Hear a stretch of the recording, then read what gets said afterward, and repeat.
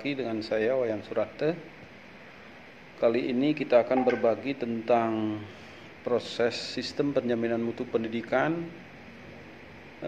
yang telah disampaikan kepada peserta IMTEK tadi pagi.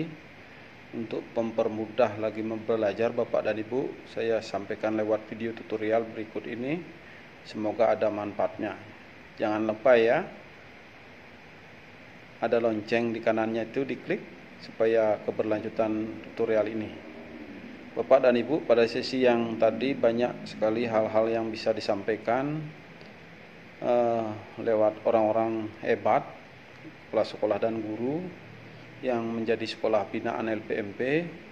Mudah-mudahan dengan adanya video tutorial ini semakin enak, semakin gampang Bapak Ibu dalam menganalisis rapot mutu dalam rangka pelaksanaan SPMI pada satuan pendidikan yang Bapak Ibu ampu. Selamat menyaksikan.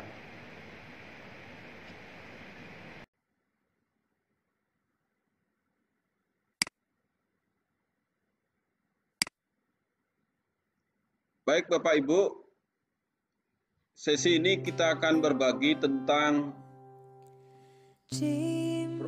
simulasi proses ya. Jadi di sini maksudnya adalah bagaimana penetapan standar, kemudian pemetaan, kemudian perencanaan, kemudian pelaksanaan sampai monitoring. Itu yang kita akan bahas hari ini ya. Mudah-mudahan kita bisa mendapatkan sesuatu, karena Niki adalah berkaitan dengan evaluasi diri ya. Ini Bapak dan Ibu, saya sendiri ya, Wayan Surate. Kita berjumpa lagi nih. Kemudian apa sih tujuan kita hari ini belajar Bapak dan Ibu? Tujuan kita adalah pertama adalah memahami tahapan-tahapan siklus SPMI secara utuh niki. Apa sih yang disebut dengan penetapan standar, kemudian apa sih disebut dengan perencanaan, kemudian apa sih disebut dengan pelaksanaan pemenuhan mutu, kemudian ada MONEP yang sering disebut dengan audit. Itu Bapak dan Ibu ya. Seperti ini ke. Kemudian yang kedua, menganalisis raport mutu dalam rangka membuat perencanaan. Jadi ini dasarnya. Kalau tidak punya raport mutu boleh pakai akreditasi atau yang lain ya. Kalau raport mutu 2 tahun lalu aja punya, silahkan Bapak dan Ibu, karena raport mutu sekarang masih kredit ya. Jadi masa transisi semua sistem akan dibuat ulang oleh pemerintah. Bahkan nanti ada RPP aja, nanti sistemnya adalah sistem digital ya. Jadi kayak situs aplikasi Gojek nanti ya. Jadi klik, tulis satuan pendidikan, tulis tujuan, langkah-langkah dan sebagainya nih ke depan itu seperti itu Bapak dan Ibu. Nah, terus kemudian menyusun rencana pemenuhan mutu. Jadi ini intinya Bapak dan Ibu. Kemudian ini ada beberapa hal penugasan kemarin di sosialisasi sudah kita lakukan, tinggal melanjutkan itu nanti tugasnya ya Bapak dan Ibu. Kemarin kita sudah menganalisis raport mutunya simbolis, kemudian dilanjutkan berapa bisa menghasilkan silahkan. Nanti kita akan dampingi Bapak dan Ibu di pendampingan berikutnya ya, seperti ini ke. Terus niki gambar ini selalu menjadi patokan saya untuk menjelaskan ya. Karena intinya proses penjaminan mutu itu ketiga niki tahapannya ya. Organisasi, kebijakan, proses. Kebijakan salah satunya yang kemarin kita pelajari adalah membuat SOP atau formulir. Karena semua dasar kita melaksanakan proses adalah kebijakan ya. Terutama berkaitan dengan prosedur. Seperti kemarin ada terima kasih kepada SMP 1 Kediri yang telah mengirimkan video tentang simulasi pembagian raport itu ya. Di era new normal di COVID ini. Langkah-langkahnya di videonya sudah benar Bapak dan Ibu ya. Cuman sekarang buatkan SOP-nya itu supaya diketahui oleh semua orang. Seperti itu. Langkah-langkahnya sudah bagus, bahkan saya posting di di WA LPMP Bali, kemudian Pak Kepala juga merespon. Cukup bagus nih Kang. Cuman kalau bisa disinfektan itu atau hand sanitizer itu ditaruh sehingga yang tidak kita yang mencetkan dia sendiri gitu. Ini menjadi masukan kemarin tapi sudah bagus sebenarnya, langkah-langkahnya sudah ideal Bapak dan Ibu. Perlu sekarang membuat simulasi tentang pembelajaran di era Covid. Coba diterjemahkan dengan kebijakan itu, ya kebijakan yang ada SI 15 kita coba di anak-anak kita ya suruh mensimulasikan, gurunya suruh mensimulasikan.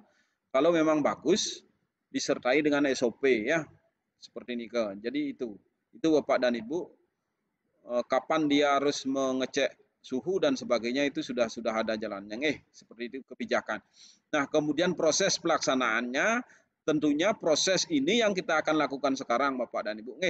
Proses siklus penjaminan mutu yang kita akan lakukan sekarang, yakni adalah pertama adalah penetapan standar, Bapak dan Ibu ya.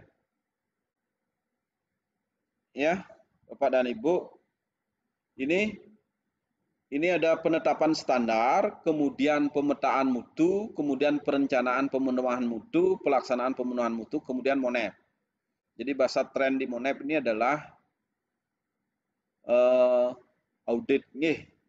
Jadi Bapak dan Ibu jangan bingung kenapa harus ada penetapan standar. Walaupun standar sudah ada, standar nasional. Makanya kemarin diabaikan ini yang nomor 1, langsung aja 2, 3, 4, 5. Pemetaan, perencanaan, penetapan standar mutu. Niki penetapan standar, dia muter. Kemudian bisa juga terakhir dia kalau di putaran kedua, penetapan standar mutu baru. Jika memang standar-standar nasional pendidikan atau target-target kita belum selesai, kita buatkan secara kuantitatif standar mutunya ya. Misalnya 80% guru saya harus menguasai Google Classroom dalam pembelajaran jarak jauh gitu misalnya. Ternyata di tahun kedua, tahun berikutnya kita targetkan tambah. Tahun ketiga 100% gitu misalnya. Itu penetapan standar. Kalau dia sudah standarnya selesai, kita tetapkan lagi tambah standar dan sebagainya. Seperti ini ke. Jadi itu yang perlu kita lakukan Bapak dan Ibu. Kemudian pemetaan mutu membandingkan antara kondisi sekolah dengan standar yang kita tetapkan. Yakni standar nasional.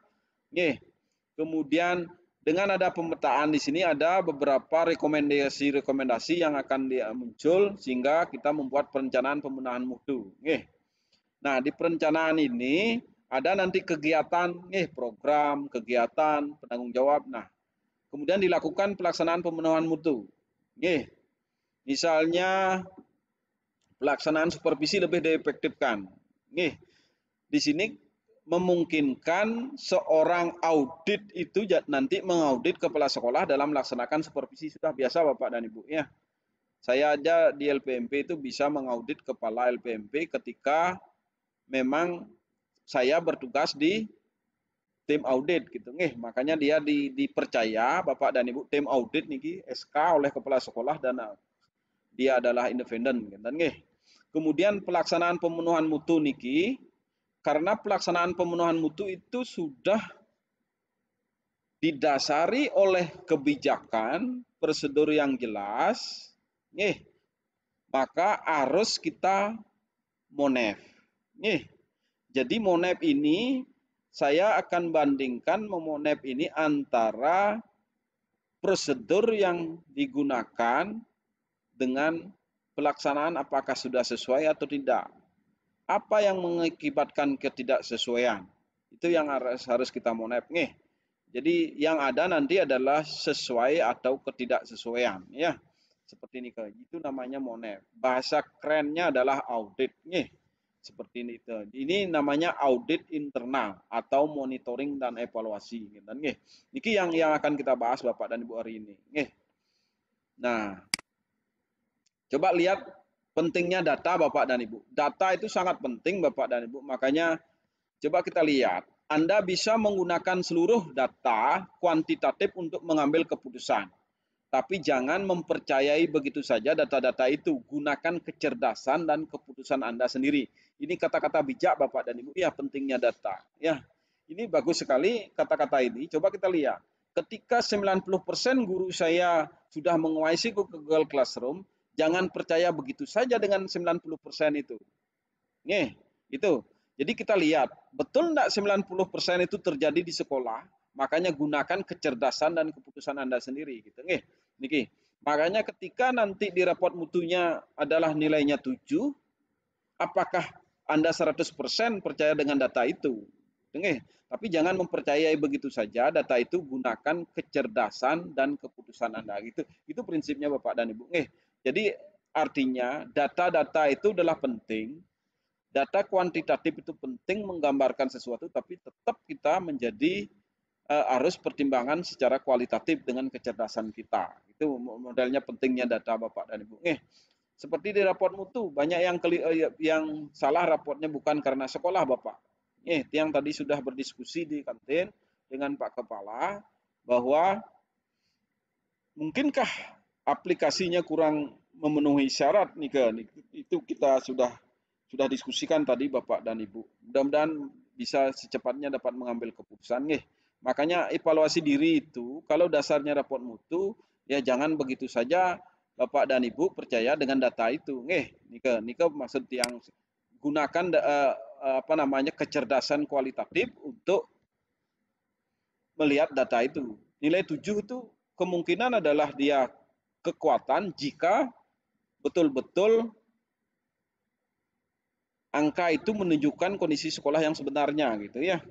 Tapi kalau angka itu 7, tapi di sekolah itu tidak ada hal seperti itu, berarti kemungkinan angka 7 itu merupakan kelemahan gitu ya. Dalam evaluasi diri gitu Bapak dan Ibu. Makanya niki data nika. Seperti itu. Nah, terus Bapak dan Ibu, nah kata-kata bijak juga. Niki kamu adalah kesuksesan sejati. Jadi Bapak dan Ibu, niki yang kutip kemarin ya, niki penulisnya ndak ada. Kamu adalah kesuksesan sejati jika kamu dapat mempercayai diri sendiri, mencintai diri sendiri, dan menjadi diri sendiri. Ini bagus sekali niki. Jadi konsep-konsep niki Pak dan Ibu. Jadi kita harus percaya dengan diri kita sendiri. Ya. Kemudian kita mencintai diri sendiri dan menjadi diri sendiri Bapak dan Ibu. Bukan artinya sendiri-sendiri gitu. Niki kata-kata bijak niki bagus sekali sebenarnya. Ya, bagaimana mengoptimalkan potensi diri dalam rangka menggerakkan komunitas ekosistem yang terjadi di sekolah. Itu konsep-konsepnya Bapak dan Ibu.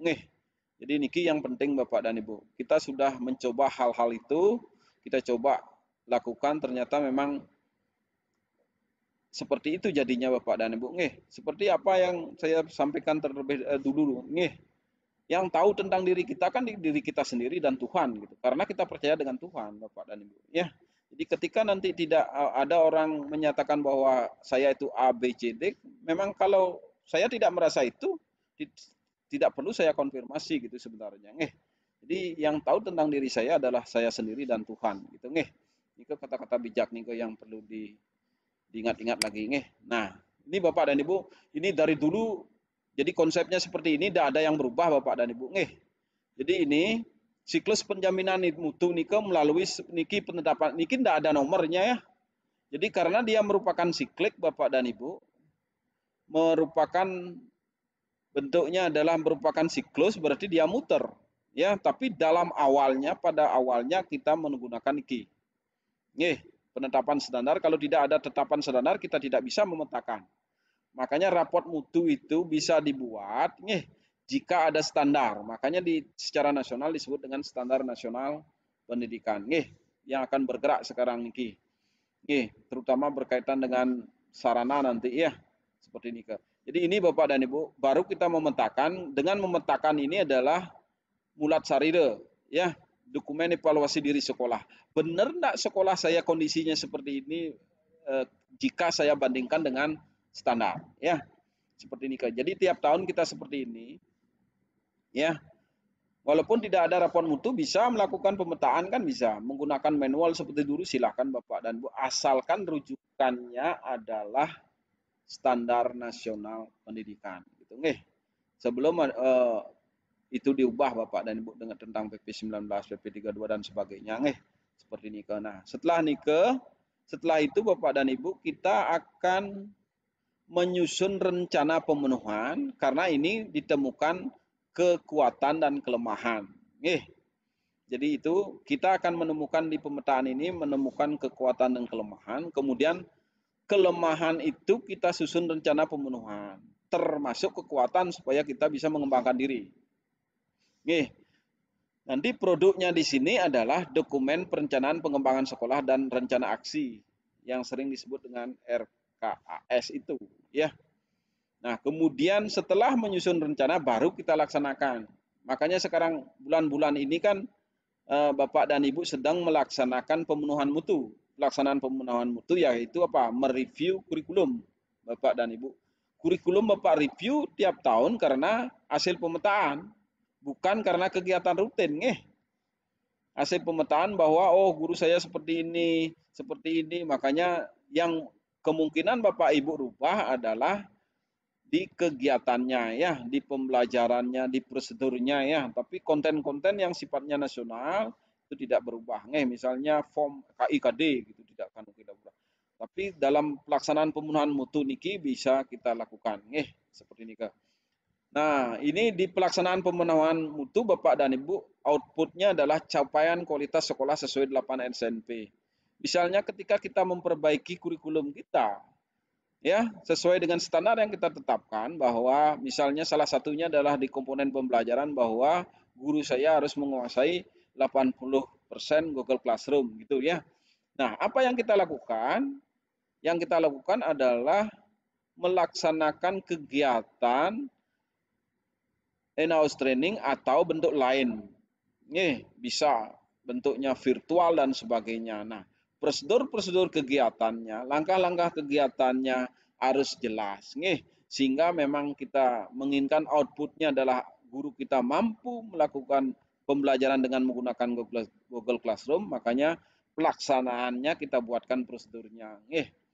Kita buatkan prosedurnya, urutannya, kemudian pelaporannya kita siapkan sehingga output dari pelaksanaan pemenuhan mutu adalah capaian kualitas sekolah sesuai dengan 8 SNP.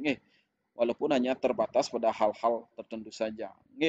Nah, kemudian ini setelah pelaksanaan Bapak dan Ibu, mulai pelaksanaan ini kita akan adakan evaluasi. Evaluasi namanya audit mutu.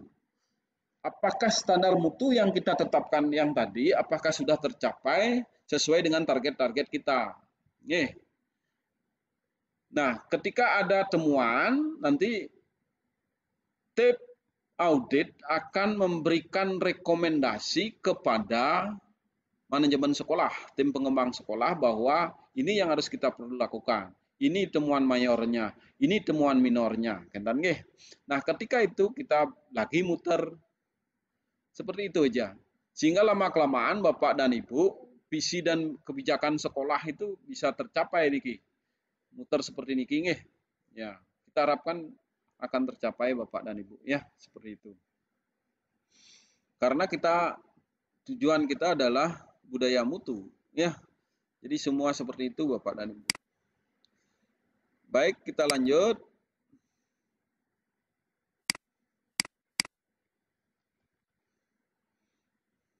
Nah, intinya seperti ini. Jadi sekolah ber-SPMI Bapak dan Ibu, intinya adalah sekolah seperti ini. Misalnya sekolah SPMI niki. Sekolah yang mampu dan berkomitmen untuk menerapkan sistem penjaminan mutu. Seperti niki. Yang memiliki komitmen karena Bapak dan Ibu sekolahnya dipilih oleh dinas ya, bukan kita kemarin ya. Berarti Bapak dan Ibu sudah dianggap berkomitmen untuk melaksanakan penjaminan mutu oleh pemerintah kabupaten Bapak dan Ibu. Saya hanya meneruskan ini adalah program pusat, makanya yang menentukan sekolahnya adalah dinas kabupaten kota atau kabupaten kota setempat berdasarkan pertimbangan tertentu oleh LPMP juga seperti ini misalnya satu-satunya adalah sekolah memiliki komitmen gitu karena kita sama-sama Bapak dan Ibu seperti ini kemudian sekolah yang meningkatkan mutu secara berkelanjutan dan terukur jadi kayak membuat best practice di awal kita sudah bagus, kemudian ke depan keberlanjutan apa yang mesti kita lakukan agar tetap sekolah kita bagus gitu. Nah, proses ini kita harapkan lama-kelamaan menjadi sekolah memiliki budaya mutu. Baik mutu pengetahuannya, mutu sikapnya, maupun mutu keterampilannya, ya seperti itu. Jadi biasanya orang itu begini, ketika anak kita lepas dari sekolah kita, dia berbuat sesuatu misalnya berbuat baik atau buruk, sering kita ditanyakan, di mana dulu sekolah?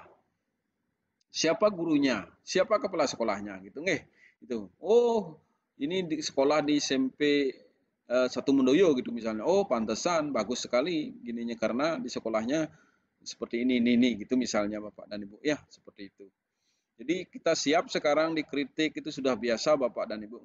Karena memang itu tugas kita. Saya juga siap dikritik Bapak dan Ibu. Seperti tadi yang masuk di ruangan Bapak Ibu, Ibu Kepala Seksi, ada katanya yang tidak siap gitu karena memang ditunjuk oleh kepala dinas niki Bapak dan Ibu. Tapi di kelas kita mudah-mudahan tidak ada seperti itu ya. Makanya ke depan setelah niki tiang langsung mendampingi sekolah-sekolah kita Bapak dan Ibu. Saya akan langsung walaupun melalui virtual ya. Kalau memungkinkan secara individu nanti saya ke sekolah ya. Karena situasi kita seperti niki tidak mungkin saya ke sekolah ya Bapak dan Ibu ya. Nah, terus Bapak dan Ibu kita lanjut mun. Nah, ini contohnya Bapak dan Ibu. Coba kita lihat ya. Coba kita lihat Bapak dan Ibu. Kegiatan kita yaitu pertama penetapan standar ya. Coba kita lihat niki, standar mutu. Kemudian ada ini nomor 1, nomor 2, nomor 3, nomor 4, nomor 5. Jadi kegiatan kita seperti niki siklus penjaminan mutunya ya. Jadi niki terputar niki. Berputar Ki ada tanda panahnya kembali ke ekor lagi. Terus nyambung seperti itu. Coba kita lihat standar mutunya. Misalnya sekolah menetapkan acuan mutu sesuai dengan SNP. Jadi sekolah mengambil acuan mutunya adalah di indikator mutu. Atau berdasarkan indikator-indikator nasional yang lain. Kemudian setelah menetapkan misalnya, contohnya ya standar mutunya ini, misalnya di SKL apa? Terbentuknya karakter anak yang bertakwa, jujur, nasionalis. Itu angan-angan sekolah itu menetapkan standar Bapak dan Ibu. Kenapa menetapkan standar SKL seperti ini? Karena rujukannya adalah misalnya undang-undang, kemudian terkait dengan permen, terkait dengan Perpres 87 tentang penguatan pendidikan karakter di satuan pendidikan itu niki. Jadi itu dasarnya menetapkan standar mutu. Makanya SKL-nya. Kemudian kurikulumnya. Bagaimana standar mutu kurikulumnya? Oh, KTSP memastikan kurikulum dijabarkan dengan baik sesuai kontekstual. Niki standar isi. Kemudian standar prosesnya apa? Sekolah menerapkan pendekatan saintifik hot kolaborasi. Ini penetapan standarnya. Misalnya gitu ya. Jadi Bapak dan Ibu misalnya seperti itu. Karena niki contohnya penerapan K13 gitu ya. Seperti ini ke. Coba kita kedua Bapak dan Ibu ya. Kemudian sekolah melakukan pemetaan mutu sesuai dengan standar yang sudah ditetapkan. Ini. Jadi seperti itu. Jadi yang kedua adalah pemetaan mutu. Sering kita namakan melalui evaluasi diri. Contohnya PMP yang Bapak Ibu kerjakan di sekolah dengan menggunakan instrumen-instrumen yang sabrek banyaknya itu disebut dengan evaluasi diri. Karena apa? Bapak Ibu yang mengisi sendiri. Jadi itu bukan orang lain. Berdasarkan apa yang Bapak Ibu lihat, Bapak Ibu rasakan yang terjadi di sekolah kita. Intan intinya. Sebenarnya itu namanya pemetaan mutu. Jadi melalui evaluasi diri antara kondisi real sekolah dengan standar yang telah ditetapkan. Ya, biasanya teman-teman itu standarnya tidak lagi membuat karena sudah ada di indikator mutu. Yang akan diperbaiki adalah persentase kuantitatifnya gitu biasanya Bapak dan Ibu. Nah, sekarang setelah mengidentifikasi pemetaan, misalnya tingkat kejujuran siswa rendah. Setelah menetapkan terbentuknya karakter, tapi ternyata di sekolah kita, anak kita tingkat kejujurannya siswa rendah. Berarti belum tercapai di sini. Karena kita menetapkan standarnya anak kita jujur. Gitu ya. Jadi setelah kita evaluasi diri antara kondisi real dan kondisi standar, makanya sekolah kita seperti ini SKL-nya. Tidak tingkat kejujuran siswa saya rendah. Itu misalnya Bapak dan Ibu. Kemudian standar isinya. Jadi lihat per standar ini. Ya. Nah, ternyata apa?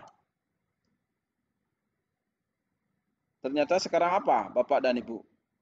Kemudian di standar KTSP belum memasukkan kompetensi kejujuran. Jadi ternyata setelah diidentifikasi Bapak dan Ibu, kenapa SKL-nya anak kita belum jujur? Karena memang di kurikulum kita tidak masukkan kompetensi kejujuran dalam proses pembelajaran yang secara holistik. Jadi ini tidak diterapkan di kelas, di kurikulum kita. Ya, di standar isi itu belum termuat kompetensi kejujuran, karena itu wajar saja. Karena kita menetapkan standarnya adalah dijabarkan yang baik secara kontekstual, ini normatif. Ya. Nah, kemudian pemetaannya coba lihat di proses.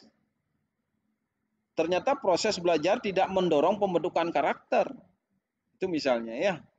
Jadi tidak mendorong anak kita pembentukan karakter, mungkin saja tidak memasukkan karakter dalam proses pembelajaran. Itu misalnya. Nah, setelah kita bandingkan antara kondisinya real sekolah dengan ini Bapak dan Ibu, jadi dalam upaya membentuk siswa anak kita bertakwa dan jujur, tapi kondisinya kejujuran siswa rendah, apa yang kita lakukan? Makanya kita harus buat perencanaan peningkatan mutu, karena kita ini isinya ya di SKL seperti ini, diisi seperti ini, ini. Yang kita perlu perbaikan ini adalah nanti standar isinya, karena SKL merupakan dampak dari standar isi ya. Jadi yang kita tuju nanti SKL. Bapak dan Ibu. Makanya nah, kegiatan ketiga adalah merencanakan peningkatan mutu. Ya. Jadi ini perencanaan peningkatan mutu Bapak dan Ibu ya. Yang kembalikan. Nah, niki perencanaan peningkatan mutu. Kemudian sekolah menetapkan solusi atau program perubahan dan menyusun rencana untuk perbaikan masalah. Niki, ini yang sering disebut dengan perencanaan. Ini yang dituangkan di dalam RKAS misalnya seperti ini. Setelah adanya seperti ini, prosesnya Bapak dan Ibu membuat RKAS itu kan begini, sama aja, ya. Jadi program perubahannya adalah gerakan anak jujur gitu misalnya, membuat perencanaan. Perencanaannya adalah programnya adalah gerakan anak jujur. Kegiatannya apa? Nanti di perencanaan ini revisi KTSP, pelatihan pengembangan silabus RPP yang mengandung pembentukan karakter, kantin dan pustaka kejujuran, diskusi dengan tim psikologi dan pengembangan karakter. Ini misalnya akan kita lakukan ya. Pilih prioritas yang ingin dilakukan. Ternyata yang perlu di tahun ini bisa dilakukan adalah revisi KTSP. Makanya kita implementasi peningkatan mutu ya. Seperti itu. Coba kita lihat Bapak dan Ibu. Kita sekarang di kegiatan keempat. Implementasi peningkatan mutu ya. Nah, ini Bapak dan Ibu, implementasi peningkatan mutu ya. Itu artinya apa? Sekolah melakukan perbaikan sesuai dengan rencana. Karena agendanya di sini direncanakan adalah program perubahan gerakan anak jujur, berarti salah satu kegiatan yang ditawarkan ini yang dilakukan. Revisi KTSP tiap tahun seperti itu. Jadi itu Bapak dan Ibu.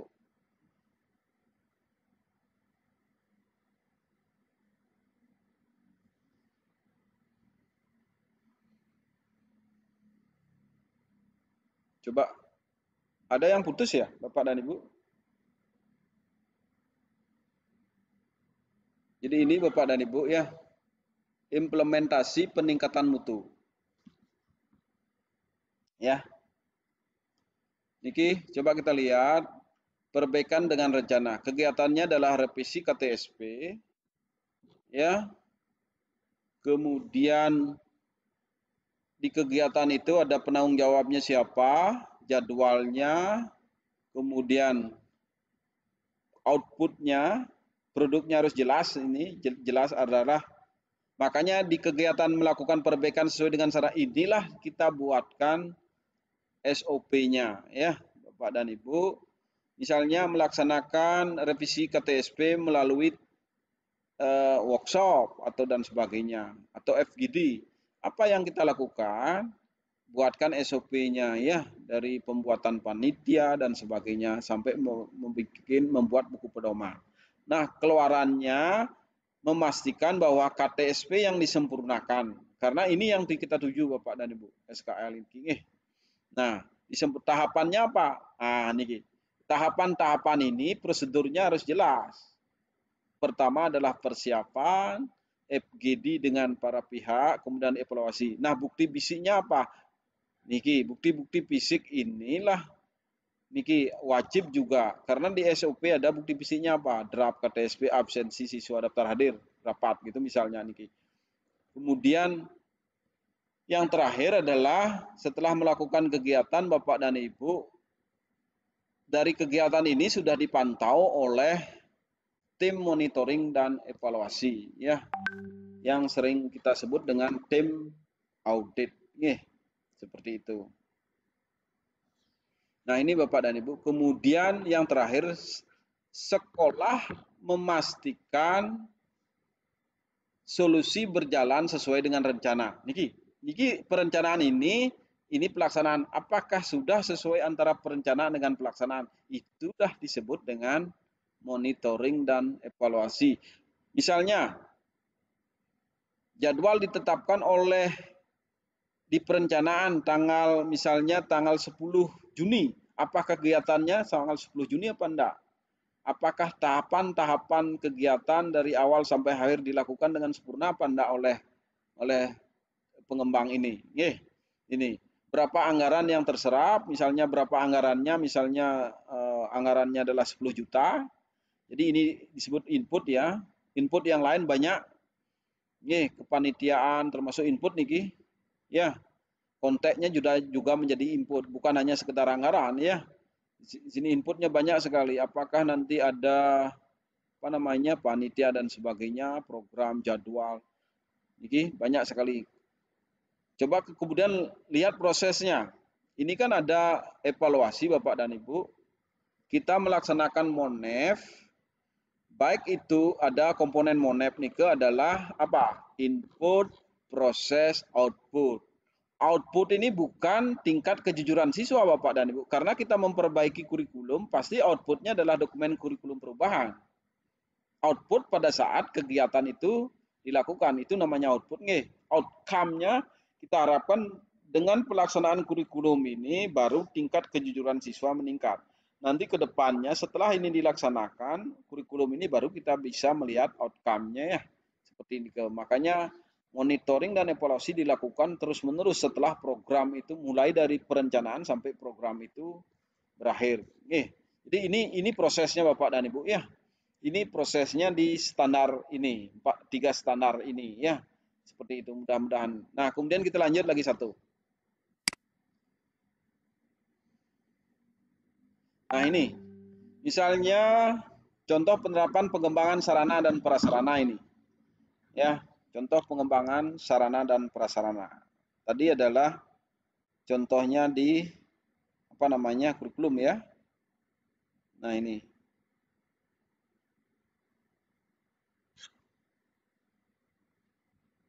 Masih kelihatan Bapak dan Ibu? Ini host saya kemana ini? Ya, makasih.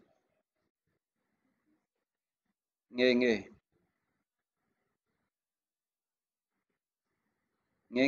Semua. Host yang hilang niki mungkin minum sarapan. Nah, kemudian kita lanjut Bapak dan Ibu, misalnya di pengembangan sarana prasarana pendidikan niki. Misalnya sekolah menetapkan acuan mutunya sesuai dengan SNP, ya. Contohnya ini Bapak dan Ibu, Sarpras. Apa acuan mutunya? Tentunya adalah standar sarana. Sekolah memiliki ruang kelas dengan kapasitas maksimal 36 siswa per kelas. Itu misalnya penetapan standarnya, dan secara nasional juga seperti ini gitu. Terus yang kedua, ini khusus di Sarpras saja niki. Khusus di Sarpras memiliki perpustakaan dengan jumlah perabotan sesuai dengan standar. Jadi sesuai dengan standarnya ya.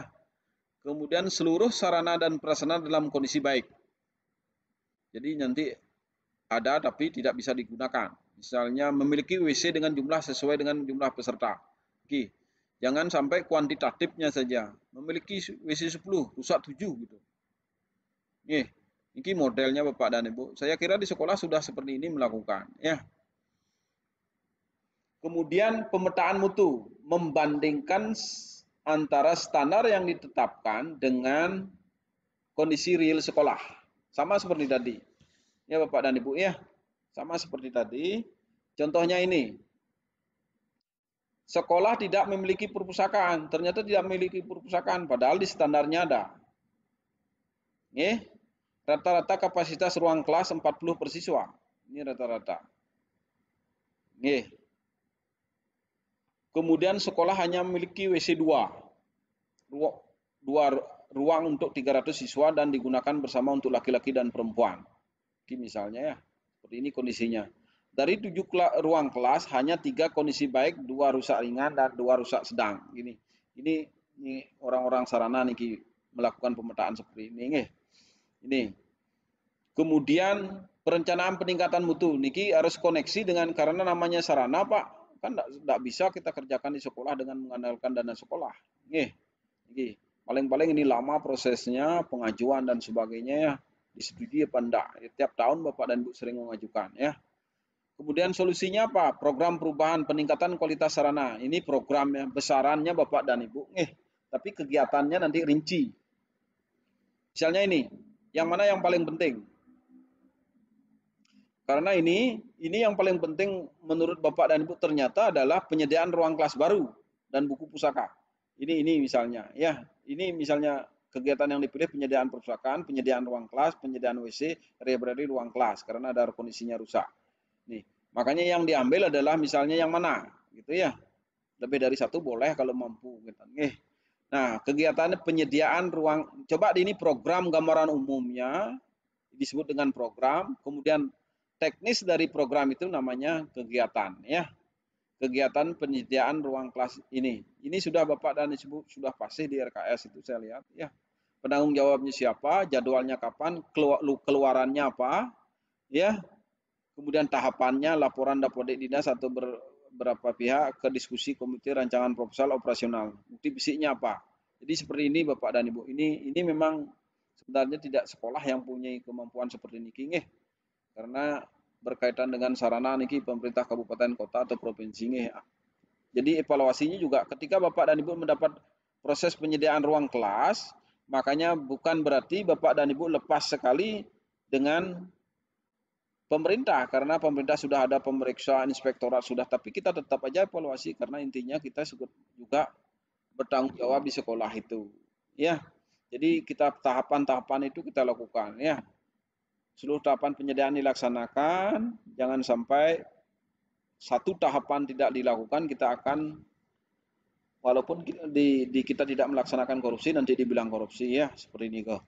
Output tersedianya satu ruang kelas dan sebagainya. Rasio siswa per kelas turun menjadi 37, padahal kita standarnya 36, gitu Seperti literasi semakin baik. Ini programnya Bapak dan Ibu. Seperti ini alurnya Bapak dan Ibu, Karena Bapak dan Ibu sudah melakukan di sekolah ya. Nah, ini sehingga tadi dari tahapan itu yang tadi sudah disampaikan, nomor 1 itu penetapan standar ya. Jadi prosesnya seperti itu Bapak dan Ibu. Seperti tadi, standar sudah ditetapkan secara nasional disebut SNP. Kemudian diturunkan secara teknis sebenarnya melalui indikator mutu. Buku ungu Bapak dan Ibu ya, buku ungu Nike. Coba kita lihat standar mutunya. Coba kita lihat standar mutu itu apa sebagai tahap awal dalam pelaksanaan penjaminan mutu pendidikan. Setiap satuan pendidikan wajib menetapkan standar mutu yang akan digunakan sebagai acuan. Jadi makanya ada SPM gitu kemarin itu ya, sesuai dengan undang-undang ini. Setiap tahun pendidikan wajib menggunakan standar nasional sebagai kriteria minimal. Jadi ini Bapak dan Ibu. Jadi standar nasional adalah kriteria minimal. Ya. Nah, ini penetapan standar mutu sudah tadi saya jelaskan Bapak dan Ibu. SNP sebagai kriteria minimal ya ini. Di prosesnya, kemudian perencanaan, peningkatan mutu, audit sudah memenuhi. Kalau sudah standar di atas SNP kita lakukan. Kalau belum, kita lagi kriteria minimal itu. Kita boleh-boleh sini aja, putar. Ini namanya SOP, penetapan standar mutu. Jadi ini Bapak dan Ibu, alur ini prosedur mutunya seperti ini, penetapan standar. Ini maksudnya Bapak dan Ibu, ini SOP. Kalau Bapak Ibu lengkapi dengan peraturan perundang-undangan, mutu baku dan sebagainya di atasnya, ini kemudian bagannya seperti ini, siapa yang bertugas di komponen ini, itu disebut dengan SOP ya. Seperti ini decision. Setelah diaudit Bapak dan Ibu, apakah sudah memenuhi SNP apa enggak? Seperti tadi. Ini kan baru 36, 37. Padahal kita menyarankan 36. Ternyata belum memenuhi ini ke seperti itu modelnya ya. Makanya dia kembali ke kriteria minimal itu. Ya, gimana caranya menetapkan ini ke di sini ya. Seperti itu. Jadi pertama SNP sebagai kriteria, kemudian kita lakukan ini, makanya ini namanya penetapan standar. Kemudian pemetaan, kemudian perencanaan, peningkatan mutu. Jadi ini alurnya Bapak dan Ibu ya, seperti itu. Nah, ini standar nasionalnya. Jadi penopang Bapak dan Ibu. Jadi penopang untuk mencapai kompetensi lulusan, Bapak Ibu harus ini. Makanya paling bawah ini pengelolaan. Iki kepala sekolah atau langsung dibetan iki nggih. Jadi sebagai pondasi yang kuat. Yang sekarang disebut dengan kepala sekolah penggerak. Harus mampu menggerakkan ekosistem yang terjadi di sekolah. Kemudian perubahan mendasarnya apa Bapak dan Ibu? Di kelas pun ada pemimpin, yaitu guru. Makanya kemarin pertanyaannya di guru penggerak, apakah seberapa penting kepemimpinan guru di dalam kelas itu? Sama aja, ya di kelas pun ada penetapan tujuan. Ya, kalau di sekolah menetapkan tujuan visi, di kelas juga menjadi lebih spesifik. Makanya sering disebut dengan kepemimpinan pembelajaran ya, instructional leadership ya, itu Bapak dan Ibu kalau di kelas. Jadi di sini dalam komponen standar ini ternyata yang menjadi pondasinya adalah pengelolaan. Makanya di pengelolaan mempunyai peranan penting sekali. Kemudian sehingga ada pengelolaan sarpras, ada pengelolaan pembiayaan, ada pengelolaan PTK. Jadi di sini Bapak dan Ibu punya leadernya kepala sekolah ya. Nah kemudian dengan adanya 4 standar ini, Bapak dan Ibu ada PTK, sarpras, pembiayaan, pengelolaan, maka akan menunjang standar yang disebut dengan standar isi, kemudian proses dan penilaian. Jadi dengan ini kita harapkan 3 ini terjadi Bapak dan Ibu dengan baik karena sudah ditopang oleh 4 standar ini ya, sehingga kompetensi lulusannya yang tercapai seperti tadi, anak berkarakter, jujur dan berkarakter itu misalnya. Itu Bapak dan Ibu. Nah, terus ini standar-standar mutunya Bapak dan Ibu yang tidak banyak sampaikan karena Bapak dan Ibu sudah kenal buku ungu mudah-mudahan kenal nih. Jadi sederhana Bapak standar mutunya, acuan mutu kita di standar lulusan itu seperti ini. Coba kita lihat. SKL. Ya, coba kita lihat. Maaf.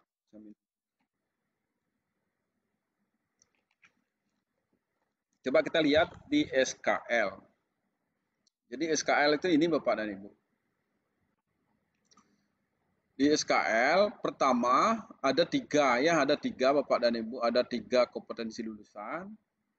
Ya, ini karena di sistem penjaminan mutu itu seperti ini, ada kompetensi lulusan, isi pendidikan ya, proses pembelajaran, penilaian, sarana, tenaga pendidikan dan pembiayaan. Seperti itu Bapak dan Ibu. Kemudian ada di SKL itu ada 3. Lulusan memiliki kompetensi pada dimensi sikap. Jadi intinya SKL ini adalah normatif. Jadi diharapkan apapun kurikulumnya, sehingga terjemahan misalnya ini, lulusan memiliki kompetensi pada sesuai dengan kurikulum yang berlaku gitu misalnya ya. Kemudian yang 1.2, lulusan memiliki kompetensi pada dimensi pengetahuan. Jadi cakap, kemudian terampil. Jadi Bapak dan Ibu sebenarnya Pak, 1.2 adalah menopang sikap dan keterampilan. Itu intinya ya. Makanya pengetahuan anak kita cukup, makanya dia akan sikapnya berubah. Makanya keterampilan. Makanya penting, semuanya penting, tapi implikasi dari anak itu memiliki pengetahuan adalah memiliki sikap. Misalnya pengetahuan tentang keuangan, Bapak. Kalau tidak cukup pengetahuan kita tentang keuangan, sikap kita terhadap keuangan itu tidak persis sesuai dengan kaedah. Kemudian kita terampil membuat gitu, berarti pengetahuannya kita dasarnya seperti ini ke, walaupun memiliki bobot yang sama, kan, jadi seperti itu. Makanya anak kita akan terampil jika pengetahuannya cukup. Makanya di analisis KIKD itu yang kita lakukan. Lihat apa namanya KD pengetahuannya. Cukup enggak KD pengetahuannya dengan sehingga anak kita terampil atau bersikap. Ya, seperti itu. Jadi nika. Makanya sikap itu muncul karena apa? Memang orang itu tahu tentang ini, pengetahuan seperti ini, Kang. Kemudian setelah SKL ada standar isi, Bapak dan Ibu. Inilah dijabarkan di semua standar ini dijabarkan ke PMP. Nah, ini isi pendidikan, pertama perangkat pembelajaran sesuai dengan. Nah, karena kita masih kemarin di standar isi itu berkaitan dengan perangkat pembelajaran, kemudian kurikulum, kemudian pelaksanaan kurikulum sesuai dengan ketentuan itu. Jadi itu intinya Bapak dan Ibu. Ada 3 di standar isi nih, di isi pendidikan berarti perangkat pembelajaran sesuai dengan rumusan kompetensi dan lulusan. Jadi artinya fleksibel, apa yang kurikulum mana, kemudian KTSP dikembangkan sesuai prosedur. Jadi bagaimana prosedur kurikulum pengembangan kurikulum satuan pendidikan. Ketika nanti prosedurnya berubah, jadi tetap ini bisa dipakai gitu. Instrumen ini. Kemudian sekolah melaksanakan kurikulum sesuai dengan ketentuan. Sekarang setelah ditetapkan sebagai kurikulum, makanya sekolah akan ada namanya penetapan kurikulum, setelah ditandatangani oleh kepala dinas atau kemudian ditetapkan sebagai kurikulum, makanya ada berita acara pemberlakuan kurikulum, sehingga sekolah melaksanakan kurikulum sesuai dengan ketentuan. Nah, itu yang 2, Bapak. Ketiga, proses pembelajaran. Ini rinciannya. Kalau diproses pasti perencanaan sampai pengawasan. 3 nih, Kang. 3 itu adalah di standar proses. Kalau Bapak Ibu baca standar prosesnya pasti perencanaan, pelaksanaan, kemudian pengawasan. Itu, Kemudian 4, penilaian. Aspek penilaian sesuai dengan ranah kompetensi. Disesuaikan. Kalau ke-13 misalnya 3 ranah. Teknik penilaian objektif dan akuntabel sesuai dengan yang diperlukan. Ditindaklanjuti, kemudian menyesuaikan penilaian dilakukan menjadi prosedur, ya. Nah, niki. Terus kemudian 5, PTK. PTK ini berkaitan dengan kualifikasi, kompetensi, ya. Ketersediaan dan kompetensi ini. Ketersediaan ini berkaitan dengan ketersediaan berapa jumlah gitu artinya. Berapa banyak guru kita, berapa banyak tenaga kependidikan gitu ketersediaan, dan kompetensi sesuai dengan ketentuan. Jadi kualifikasi tidak disinggung lagi di sini, ya. Tapi dalam hal tertentu kualifikasi itu karena kualifikasi kita sudah berapa tahun itu, dari tahun 2006, ya, permen itu dilakukan, dikeluarkan mengatakan bahwa kualifikasi guru itu D3 atau D4 atau S1, ya, seperti itu. Ini ketersediaan berkaitan dengan, jadi intinya Bapak dan Ibu, pada PTK di PMP ini di penjaminan mutu itu hanya 2, ya. Artinya 2 yang harus dipenuhi. 1 adalah ketersediaan, 2 adalah kompetensinya. Jadi seperti itu. Jadi jumlahnya ya, ke depan mungkin jumlah ini tidak menjadi acuan nanti ke depan ini, karena memungkinkan sekarang gurunya, kalau dengan teknologi memungkinkan sekarang gurunya mengajar sekaligus jam pertama itu 10 kelas gitu nih, ke depan itu seperti itu. Namun tetap aja kita mempunyai apa namanya istilahnya eh, kelemahan, itu memeriksanya cukup banyak Bapak dan Ibu. Saya aja memeriksa pekerjaan Bapak yang 118 itu lumayan, per hari itu lumayan menghabiskan ya. Saya sampai jam 11 malam itu belum selesai juga memeriksa ya. Saya baru cek saja semua secara kualitatif ya. Belum saya kuantifikasi nilainya ya. Begitu Bapak dan Ibu. Kemudian 6, sarana dan prasarana, kemudian kapasitas daya tampung sekolah memadai, sekolah memiliki sarana dan prasarana pembelajaran lengkap dan layak ya. Niki sarprasnya niki. Nggih. Nah, sekolah memiliki sarana dan prasarana pendukung dengan lengkap. Nah, kemudian pembiayaan Bapak dan pengelolaan Dumun. Sekolah melakukan perencanaan. Kalau namanya yang mengelola berarti merencanakan, melaksanakan, kemudian sampai melaporkan. Itu namanya orang pengelolaan ya. Jadi pengelolaan pada intinya dari merencanakan sampai melaporkan. Kemudian pembiayaan layanan ini yang digariskan oleh standar.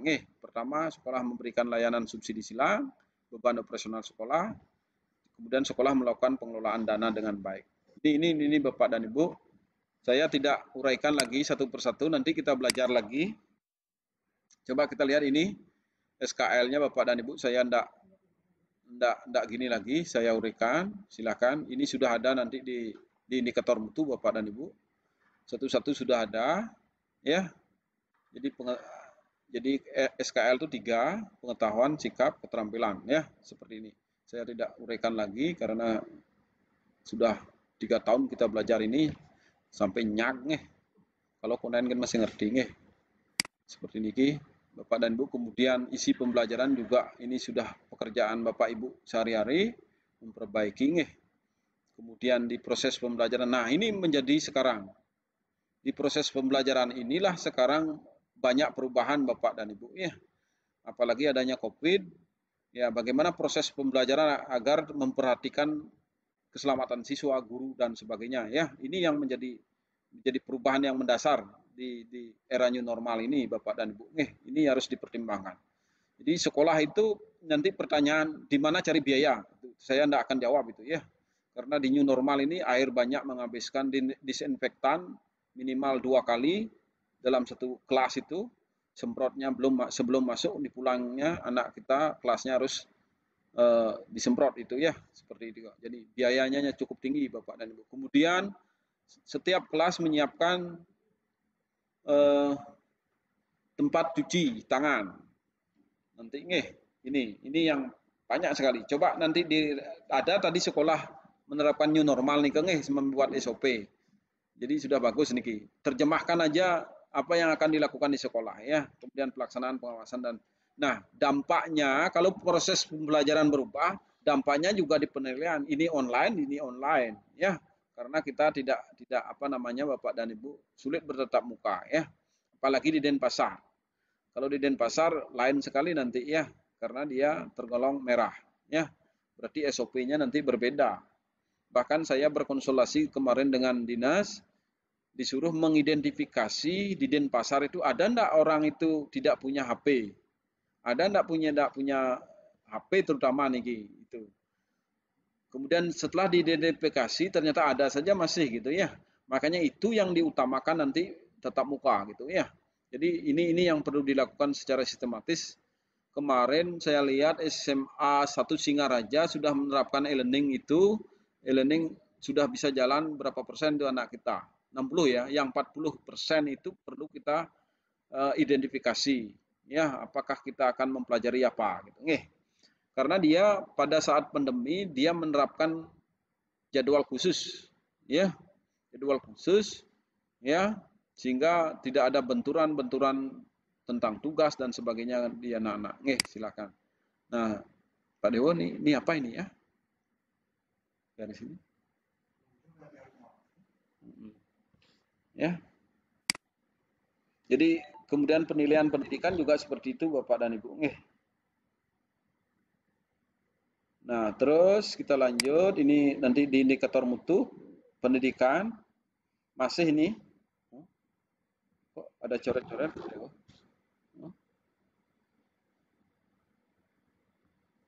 Ya, seperti ini. Masih ketersediaan dan kompetensi. Ya, screen stop.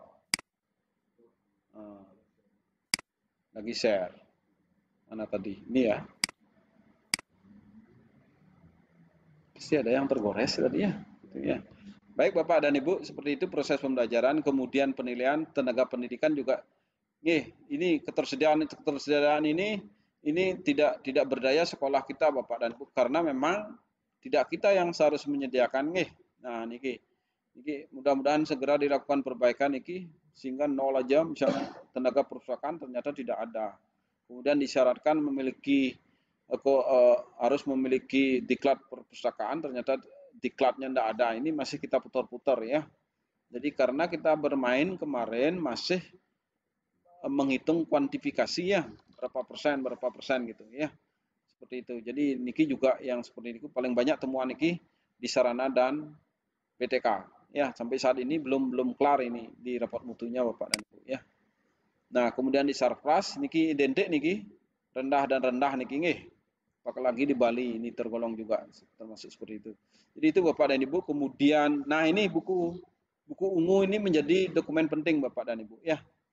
Jadi seperti yang saya jelaskan di sosialisasi kemarin ini. Jadi standar ini namanya standar mutu Bu, Bapak Ibu Jadi standar mutunya coba kita lihat di indikator. Standar mutunya apa? Deskripsi ini sebenarnya standar mutu. Ya. Ini standar mutunya. Deskripsi ini siswa dimotivasi dan difasilitasi gitu. Jadi orang itu memiliki perilaku yang memberikan sikap beriman dan bertakwa kepada Tuhan itu apa? Ciri-cirinya. Ciri-cirinya kalau dilihat dari anak, berdoa, santun, dan sebagainya. Tapi kalau lihat dari manajemen sekolah, apakah ada program pembiasaan budaya dan sekolah apa enggak? Apakah terintegrasi komponen sikap itu dalam pembelajaran itu? Itu namanya standar mutu kita ya. Jadi ini standar mutu Bapak dan Ibu. Ini buku umum menjadi patokan. Nah, seperti ini kita lanjutkan. Nah, ini contohnya Bapak dan Ibu. Indikator mutu dalam standar nasional. Misalnya yang pertama, standar isi. Indikator mutunya apa? Standar mutunya. Yang disebut dengan indikator mutu, kesesuaian KTSP yang dikembangkan dengan pedoman dan peraturan yang relevan. Ini bahasa normatifnya. Tapi mana disebut dikembangkan dengan pedoman? Ini pedomannya apakah sesuai dengan ini, sesuai dengan ini, sesuai dengan ini? Ini namanya deskripsi. Jadi standar mutunya ini ya. Ini Bapak dan Ibu indikator mutu dan deskripsi. Ini standar mutu ya. Seperti itu. Kemudian resiko jika standar mutu tidak tercapai. Kalau ini tidak tercapai, misalnya ya, risikonya apa? Sudah dipasang di buku indikator mutu ya, sudah dipasang Bapak dan Ibu. Ya. Dipasang Bapak dan Ibu. Nah, niki risiko standar mutu yang tidak tercapai apa? Sekolah tidak bisa menegakkan aturan karena KTSP-nya kurang relevan dengan peraturan yang ada. Acuan pengembangan visi, kebutuhan dan karakteristik satuan pendidikan dan sebagainya. Guru tidak memiliki pedoman yang tepat dalam melaksanakan pembelajaran karena tidak dituangkan dalam kurikulum. Tapi sering terjadi Bapak dan Ibu, gurunya menerapkan HOT, tapi di kurikulumnya tidak dipasang HOT. Tapi tidak apa. Seharusnya kan dokumennya seperti sekarang. Dokumen kurikulumnya yang tren sekarang adalah dasar hukumnya adalah SE 15 tahun 2020.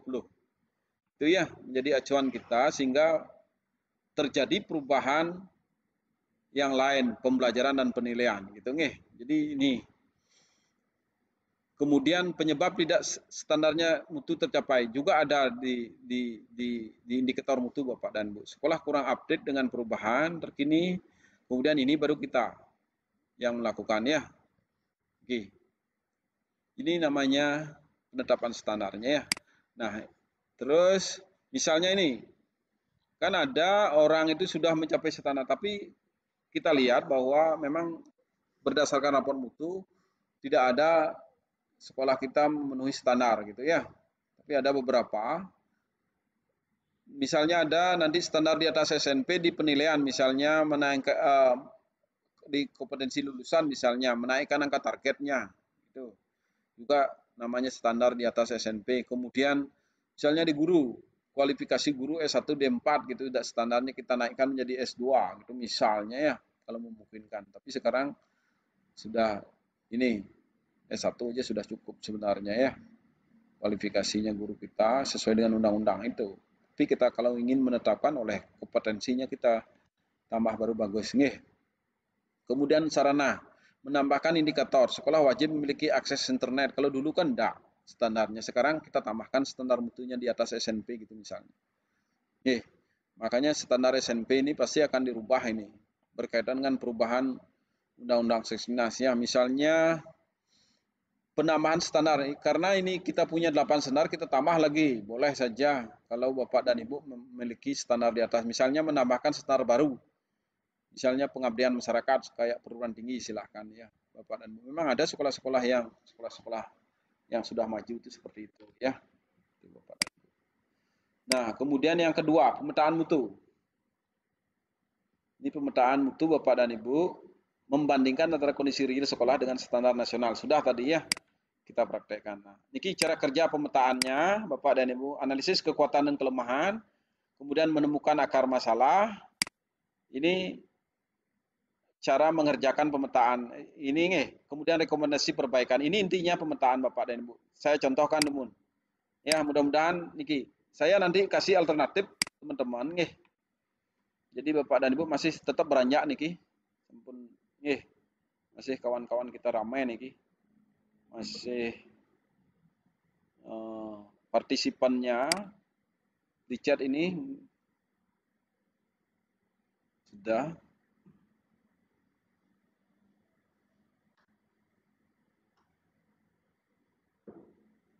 Jadi misalnya Bapak dan Ibu masih tetap bertahan. Pak Barge ya, masih tetap bertahan ya. Nah, coba kita lihat Bapak dan Ibu.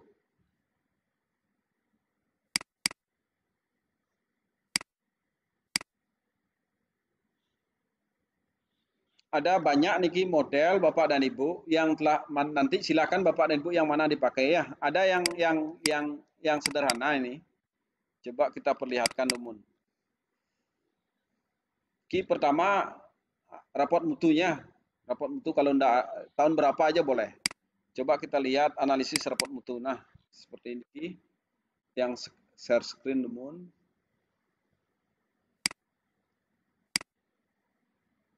Share screen. Yang mana itu ya? Udah kelihatan ya.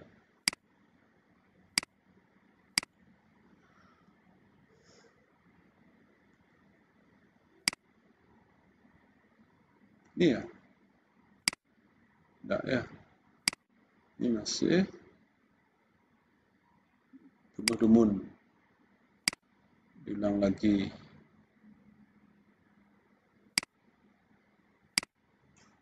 Enggak mau kelihatan deh. Hah? Iki. Nih. Baru diulang. Udah. Ini Bapak dan Ibu yang sederhana ya, paling sederhana. Ini saya ambil dari latihan dulu di SMP Negeri 3 Mendoyo ya. Coba kita lihat ini standar. Ya. Jadi boleh memakai yang mana, silakan, nanti tidak ada yang penting melahirkan perencanaan ya. Pertama, misalnya SKL Bapak dan Ibu. Jadi ada kekuatan kelemahan gitu kemarin ya. Jadi ada kekuatan kelemahan, akar masalah. Saya tidak lagi cari masalah, saya ambil akar masalah ya. Coba kita keluarkan Dumun gininya apa namanya, buku ungu ya, yang mana buku ungu, saya ambil lumun buku ungunya, buku apa namanya istilahnya,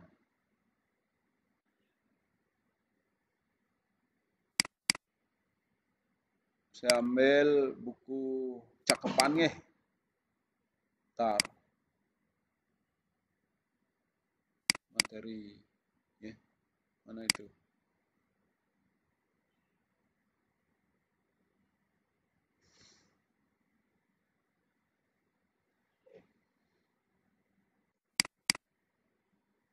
materi SPMI. Oke, saya balik lumun kemudian saya balik ini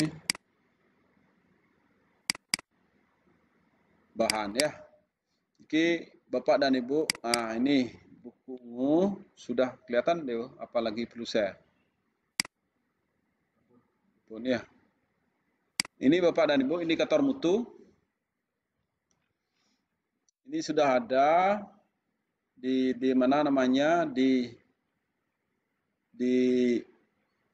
Google Classroom Bapak dan Ibu.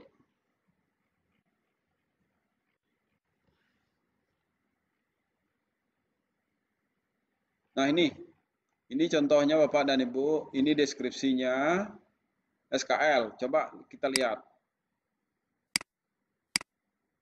Subindikator di raport mutu niki kan mengopi raport mutu aja niki. Ya, misalnya di raport mutu, coba kita lihat.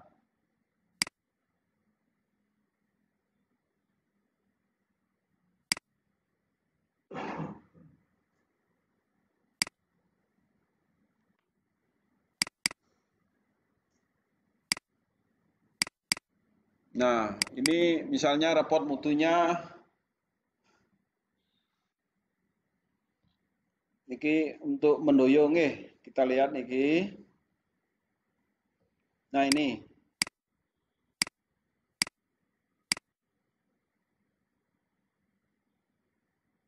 raport mutunya.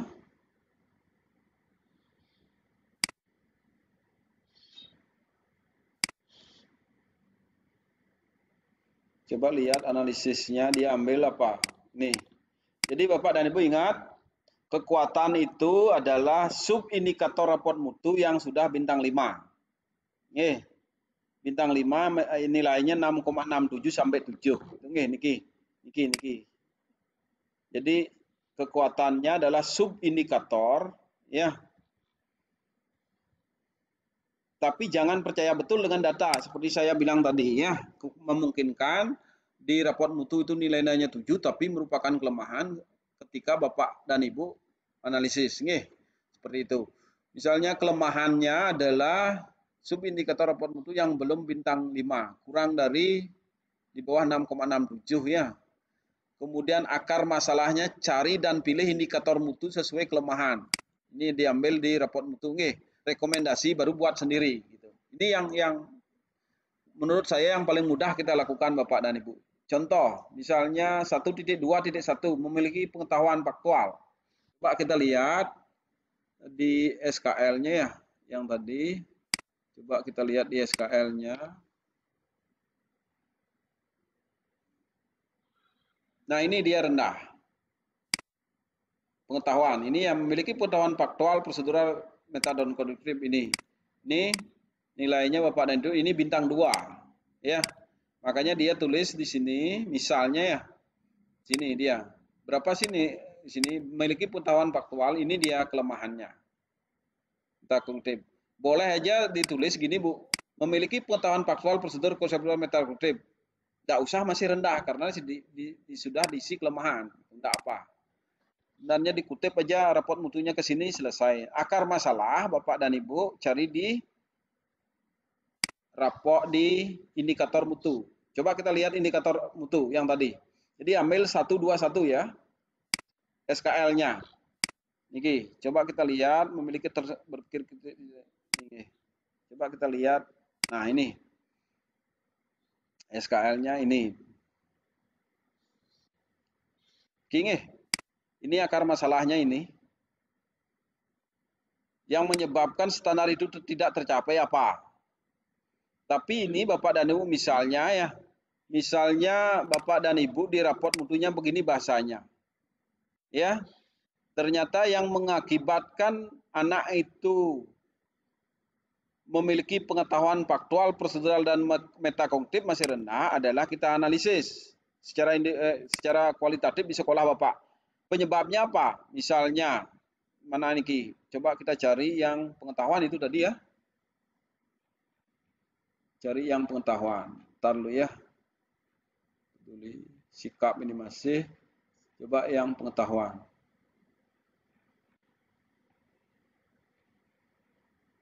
Nah ini dia. Subindikator 1. Siswa memiliki pengetahuan prosedur. Nah, coba kita lihat ini. Dilihat deskripsinya Bapak, standar mutunya di SMP, di SD lainnya. Seperti ini ke.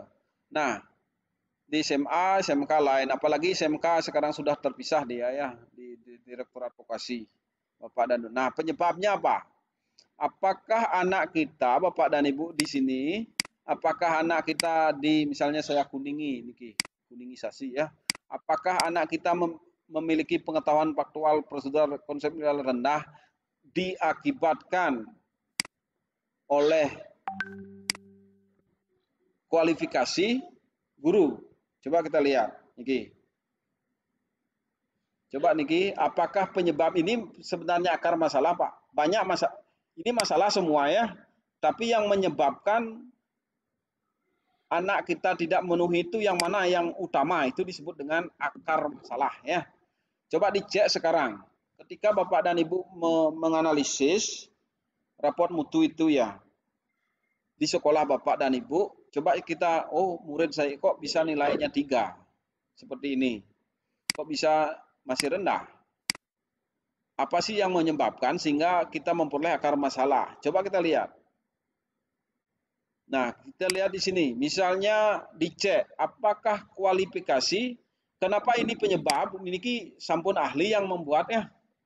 Jadi anak kita akan dipengaruhi pengetahuannya dipengaruhi oleh kualifikasi ya, latar belakang pendidikan, ya, kompetensi yang dimiliki guru, gaya mengajar, ketersediaan kondisi sarana. Itu ini yang sebenarnya dibuatkan oleh tim standar nasional ya. Makanya dicek sekarang apakah di sekolah saya ada guru yang mempunyai kualifikasi dan latar belakang pendidikan tidak selaras dengan mapel yang mengajarnya. Yang diduga menjadi permasalahan, jadi masalah terhadap pencapaian pengetahuan kognitif anak sampai metanya. Nah, ketika ini tidak ada Bapak dan Ibu, oh ternyata guru saya semua kualifikasinya memenuhi, kemudian apanya? Kualifikasinya memenuhi dan selaras dengan mata pelajaran yang diajarkan. Berarti masalah yang nomor 1 ini bukan masalah yang mengakibatkan tidak tercapainya seperti itu. Berarti ini tidak masuk menjadi akar masalah, gitu ya. Kemudian dicek lagi apakah guru belum memiliki kompetensi yang sesuai dengan standar, tersertifikasi atau enggak. Oke, karena ini bahasa undang-undang. Oh, ternyata semua guru saya sudah tersertifikasi. Berarti tidak ini yang menyebabkan. Terus lagi, alokasi waktu dan beban belajar memberatkan pada siswa. Ketika dianalisis ternyata biasa-biasa saja. Ya, sesuai dengan beban yang kita tetapkan di kurikulum. Ternyata tidak ini yang menyebabkan. Nah, ternyata baru kita cari, ternyata gaya dan metode pembelajaran yang diterapkan guru tidak mengarah pada bakat minat siswa dan kemampuan belajar sehingga menjadi faktor akar masalah. Ini yang nomor ini. Kemudian ketersediaan kondisi sarana juga ternyata berpengaruh. Oh, ternyata ini yang paling bawah juga mempengaruhi Bapak dan Ibu. Ki menjadi akar masalah ya. Ternyata akar masalah di sini kemungkinan juga mempengaruhi yang lain. Makanya nih, kemudian rekomendasinya apa? Buat sendiri. Jadi silakan Bapak dan Ibu niki bahasa-bahasanya. Ini tukang yang menganalisis ini kan TPMPS ya, sesuai dengan tugas pokok dan fungsinya. Kemudian memberikan rekomendasi kepada sekolah, tim pengembang sekolah, sehingga dia akan membuat perencanaan pemenuhan mutu. Jadi di sana letaknya Bapak dan Ibu. Jadi prosesnya semua seperti itu. Kekuatan, kelemahan, silakan sebenarnya raport mutunya di copy saja kan, gampang nih. Kalau punya raport mutu, kalau enggak ya tahun berapa aja punya, silakan Bapak dan Ibu. Nah Nike. Nah setelah ini Bapak dan Ibu baru dia menginjak ke kegiatan berikutnya. Kegiatan berikutnya adalah niki, rencana pemenuhan mutu.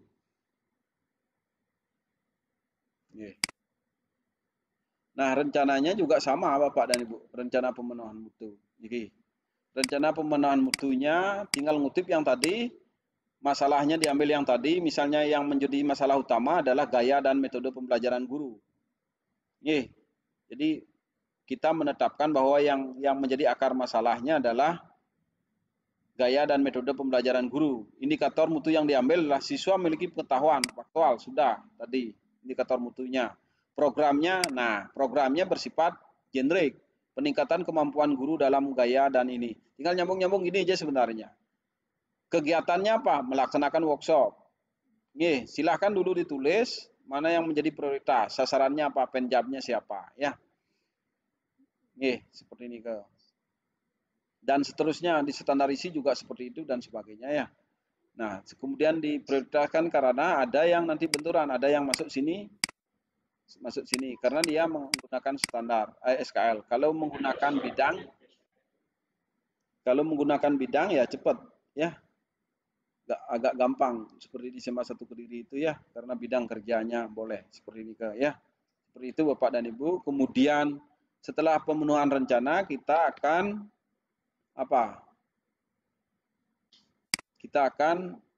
tuangkan dalam bentuk RKAS. Jadi ini Bapak dan Ibu, sederhananya seperti ini ya. Jadi membuat perencanaan itu seperti ini. Kemudian baru yang terakhir adalah membuat pelaksanaan pemenuhan mutu. Niki bukan terakhir ya. Suara terputus-putus, kabur gitu katanya. Ya di sini enggak Pak ya. Di sini layar-layarnya lancar-lancar ya. Mungkin hujan angin mungkin.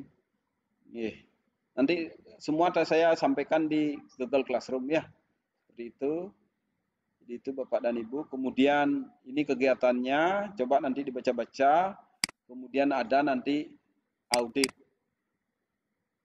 Auditnya misalnya sederhananya Bapak dan Ibu. Bapak tadi melaksanakan workshop ini ya. Programnya ini kegiatannya workshop. Prosesnya apa yang harus ada? SK panitia, jadwal, daftar hadir, materi, foto, kegiatan, dokumen, laporan. Outputnya apa? Kemampuan gurunya meningkat apa enggak? Pada saat itu dilihat dari pengetahuan keterampilannya. Outcome-nya guru mampu melaksanakan pembelajaran dengan baik. Ini manfaatnya. Analisisnya ini belakangan setelah dilaksanakan seperti ini ya. Jadi itu uraiannya Bapak dan Ibu tentang prosedur ini ya. Cara kerjanya Bapak dan Ibu ini. Cara kerja yang tadi yang Tiang sampaikan.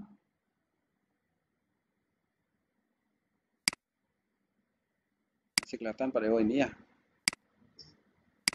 Nah niki sudah tadi, nanti Tiang share Bapak dan Ibu. Silakan nanti berkreasi teman-teman Saya nanti berbagai ini yang sampaikan. Nah, kemudian rencana peningkatan mutu sudah tadi. Saya teorinya begini aja ya sebenarnya. Rencana pemenuhannya evaluasi diri sudah tadi masuk di RKS. RKS ini yang terdiri RKJM, RKS, kemudian RKJM ya. Kemudian masuk di RKS, kemudian masalahnya akar masalah sudah saya jelaskan tadi, program kegiatan. Baru implementasi, niki sasarannya jelas, sumber dayanya jelas. Itu namanya perencanaan mutu. Kemudian rencana peningkatan mutu itu terdiri dari ada program tadi, kegiatan, kemudian juga ada pembiayaan dan sumber daya. Sudah saya jelaskan tadi di praktek simulasi itu ya. Kemudian implementasi pemenuhan mutu. Ya, implementasi pemenuhan mutu Bapak dan Ibu. Niki, implementasi pemenuhan mutu program A, kegiatannya apa? Ya, jadwal organisasi pelaksana laporan bukti fisik. Niki harus jelas niki. Outputnya apa? Output 1, output 2. Jadi dampaknya apa? Jadi setiap kita mengadakan ini program, ada kegiatan Bapak dan Ibu, berapapun kegiatannya, kita harus ada instrumen pengendalian, yaitu jadwalnya kapan, organisasi pelaksana apa, laporannya, bukti fisik, niki harus jelas. Outputnya harus jelas, apalagi outcome-nya. Ya, jangan sampai output saja, tapi tidak berdampak pada niki. Ini ke implementasinya. Jadi ini Bapak dan Ibu, intinya ada program kegiatan penanggung jawab waktu. Nah, kemudian evaluasi pemenuhan mutu. Ya, ini MONEF. Evaluasi pemenuhan mutu Bapak dan Ibu yang sering disebut dengan audit ya. Jadi kita harapkan nanti Bapak dan Ibu di pendampingan saya akan ajarkan, saya kasih materi khusus adalah audit. Karena niki penting sekali Bapak dan Ibu. Setiap kita melaksanakan MONEF tentang sekolah model, berarti temuannya selalu pada audit. Ya, jadi ini Bapak dan Ibu. Ada nanti audit MONEF input, proses, output, outcome. Ini selalu nih. Ini inputnya berkaitan dengan apa? Kelengkapan yang perlu dilakukan. Nih, kemudian proses. Ini sudah jelas input dan proses ini adalah memiliki SOP. Ya. Oke. Seperti ini. Nanti di pendampingan kita pelajari, kemudian rekomendasi seperti ini, penetapan standar mutu baru. Seperti itu Bapak dan Ibu. Nah, itu sebenarnya komponen evaluasi sudah tadi Tiang jelaskan. Ya, yang pertama adalah input berkaitan dengan konteksnya, dasarnya, apa yang diperlukan untuk menjalankan proses. Misalnya kalau HIAT, adakah panduan, jadwal, surat undangan, surat gini, banyak sekali niki inputnya, kemudian proses pembelajaran nih. Kalau di diklat, proses diklatnya, kalau workshop, prosesnya dari awal sampai akhir, biasanya prosesnya dinilai Bapak dan Ibu, ya aktivitas peserta bagaimana, kemudian kemampuan narasumber juga bagaimana. Outputnya pada saat kegiatan ini biasanya pre-post dilihat atau kemampuan secara kualitatif. Dampaknya adalah kalau membuat RPP ini dampaknya adalah guru itu mengajar dengan bagus gitu nih. Jadi ini kita harapkan Bapak dan Ibu. Sebenarnya bagus sekali sistem penjaminan mutu nih, tapi memang kalau kita melaksanakan ini lumayan berat Bapak dan Ibu tapi secara perlahan-lahan. Jangan sampai merasa terpaksa Bapak dan Ibu. Karena apa? Karena pada intinya adalah niki adalah sudah aturan seperti itu, makanya kita wajib lakukan karena sudah ada permennya jelas Bapak dan Ibu. Setiap satuan pendidikan melaksanakan penjaminan mutu. Seperti ini Jadi kalau mutu eksternalnya sudah akreditasi, tapi internalnya kita melakukan secara sendiri.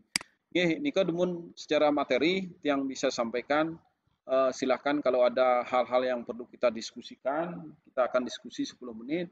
Kemudian nanti kita lanjutkan di Google Classroom ya.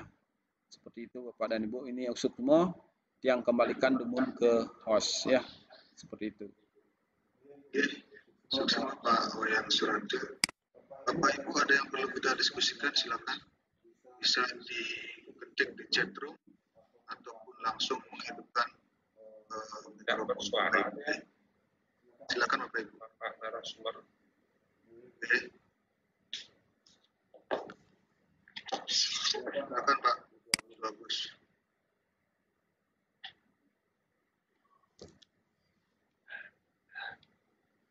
Swastiastu. Swastiastu. Aman, silakan.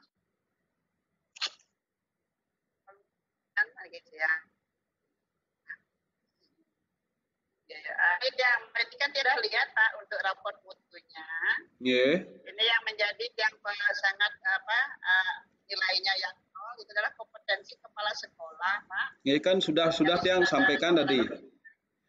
Masalah kita analisis saja Bu gini. Karena itu masalah nasional itu yang dua itu tenaga pendidik dan sarana, makanya tidak bisa kita analisis itu. Jadi analisis secara kualitatif yang lain aja ya.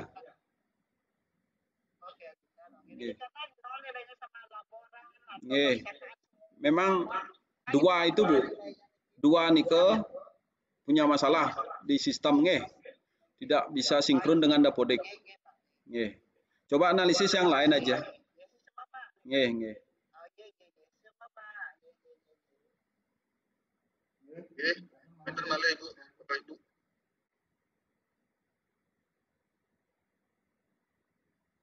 Bu Sri Widiani. Bu Sri, silakan.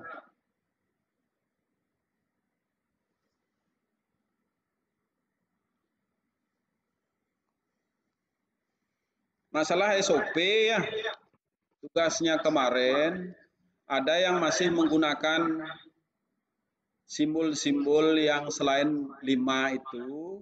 Ini adalah berdasarkan edaran-edaran yang lama, tapi yang baru itu hanya ada kotak sebagai proses, opal itu di awal dan ditutup, kemudian decision ke jajaran genjang ke jajar genjang tapi segitiga ya, itu decision. Yang lainnya ada variasi teman-teman itu tidak mau digunakan. Saya sudah komentari tadi ya, seperti itu. Nanti coba Bapak dan Ibu ya, saya harapkan kondisi ini menjadi tempat kita untuk berbagi. Bapak dan Ibu kan sudah ada di WA Group kelas B. Silakan kalau Bapak dan Ibu menginginkan SOP temannya yang bagus dan yang lain merasa bagus, silakan di-share di WA Group, kasih temannya gitu nggih. Enggak ada sifatnya sekarang adalah demit, rago demit gitu, enggak ada maknanya sekarang tidak ada baiknya, tapi kita berbagi dengan kawan-kawan. Atau di-share, saling share dengan kawan-kawan kita. Coba yang milik yang seperti ini gitu nggih. Saya juga pantau, saya masuk juga di grup Bapak dan Ibu ya. Seperti ini ke. Ada yang beberapa bagus tadi, Sunari Loka juga ada yang sudah bagus itu. Kemudian yang saya tunjuk tadi yang SD 3 apa itu tadi? Benua juga ada yang bagus, cuman malu-malu kucing ini belum mau presentasi ya. Nanti saya tunggu sampai Tiang. Makin mau. Coba. Nge, silakan Bu. Nanti ini analisisnya nanti kita bicarakan nge. Besok kita juga ada waktu untuk bicara tentang analisis raport mutu ini pagi. Silakan Bu. Bu. Nge. Oke, Dumun. Oke, silakan share screen. Campur ya.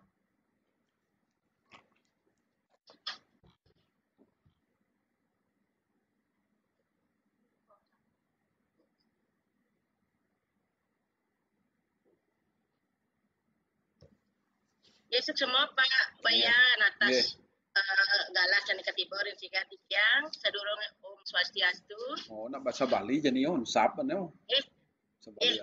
Ampura niki tiang campur-campur nih. Pertama niki nomor 1 niki rancangan standar operasional prosedur penilaian hasil belajar SD 3 Benua niki rencana dari SD 3 Benua niki membuat SOP-nya niki tentang penilaian hasil belajar niki.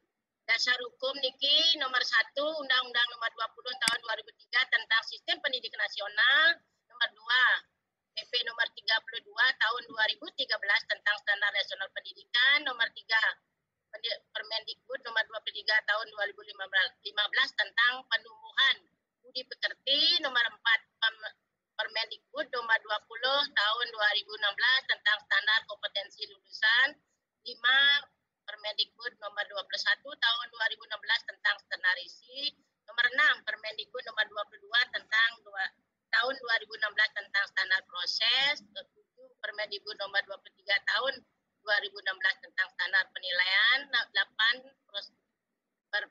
Perpres nomor 87 tahun 2017 tentang penguatan pendidikan karakter, 9 Permendikbud nomor 20 tahun 2018 tentang PPK, 10 Permendikbud nomor 37 tahun 2018 tentang KIKD. Niki. Nomor 1 niki uraian aktivitas atau kegiatan. Nomor 1 niki melakukan rapat pembagian tugas. Nomor 2, perencanaan proses penilaian dimulai dari perencanaan waktu pelaksanaan penilaian, analisis penilaian pemetaan KD, membuat jurnal penilaian sikap dan daftar nilai, serta menyusun instrumen penilaian. Niki pelaksananya adalah, yang pertama adalah guru dan kepala sekolah, yang kedua adalah guru, mungkin yang ketiga pelaksanaan penilaian oleh pendidik, baik penilaian sikap, penilaian pengetahuan, dan penilaian keterampilan. Pelaksananya niki dari guru. Mungkin nomor 4, pengolahan dan evaluasi hasil penilaian dimulai dari analisis hasil belajar, pelaksanaan remedial, dan pengayaan tindak lanjut, pendeskripsian sikap siswa, sampai pada tahap input nilai hasil belajar peserta didik pada rapor. Niki pelaksananya niki adalah guru. Nomor 5, pelaporan hasil belajar dan diawali dengan rapat Dewan Guru, pencetakan dan penandatanganan raport, dan diakhiri dengan pembagian raport dari kepala sekolah dan guru.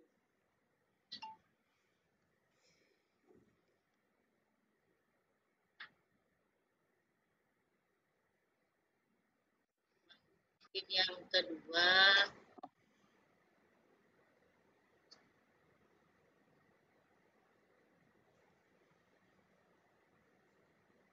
nah, ya. Coba Bapak niki yang kali berapa grepe niki? Kan ada penampakan Nurin. Sampun ke SOP niki.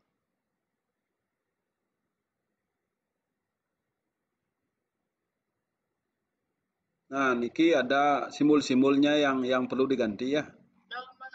Pertama niki nomor aktivitas pelaksanaan niki yang kepala sekolah guru, dan persyaratan atau perlengkapan mutu buku, waktu, outputnya. Yang pertama, melakukan rapat pembagian tugas guru niki dari kepala sekolah, guru niki, persyaratan perlengkapan dari Permendiknas nomor 19 tahun 2007 tentang pengolahan pendidikan sesuai jumlah rombel, kualifikasi pendidikan minimal S1 yang linier, dan tugas pokok dan beban mengajar guru. Waktu 1 hari, output SK pembagian tugas guru. Yang nomor kali niki perencanaan proses penilaian. A. Merencanakan waktu pelaksanaan penilaian pada program semester. B. Melakukan analisis pemetaan KD. C. Membuat jurnal penilaian sikap dan daftar nilai. D. Menyusun instrumen penilaian. Niki dari guru. Persyaratan perlengkapannya, 1 ada kurikulum, 2 kalender akademik, 2 Permendikbud nomor 23 tahun 2016 tentang standar penilaian, 4 panduan penilaian, 5 program semester. Waktunya bulan Juli sebelum tahun ajaran baru dimulai. Outputnya proses penilaian sudah terencana dan tersedia instrumen yang diperlukan dalam melakukan penilaian.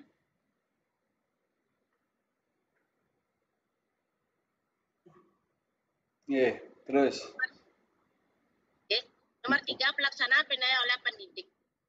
A. Penilaian sikap melalui observasi, penilaian diri, penilaian teman sejawat, wawancara. Nomor A. Penilaian pengetahuan, penilaian harian, penilaian tengah semester. Nah, Niki, apa fungsinya nomor 2 niki? Nomor 2, coba kita lihat. Teman-teman yang lain nih. Coba yang nomor 2 niki ada kotak niki, kotak segi berapa nih? 4, 6, terus berapa nih? Apa fungsi ini Bapak dan Ibu? Segi 6 misalnya.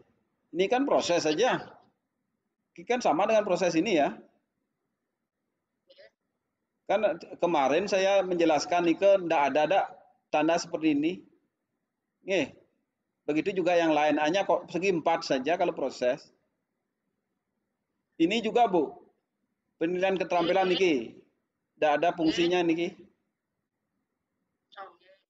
Dulu kan ada seperti niki, sebelum ada perubahan Permen PAN 35, memang ada seperti niki. Ini sekarang di apa nama di semakin sedikit dikasih simbol supaya cepat memahami gitu nggih. Ini kotak aja. Ini sambungan oleh oke. Coba turun lagi Bu. Coba turun lagi sambil tiang koreksi dikit nggih. Turun.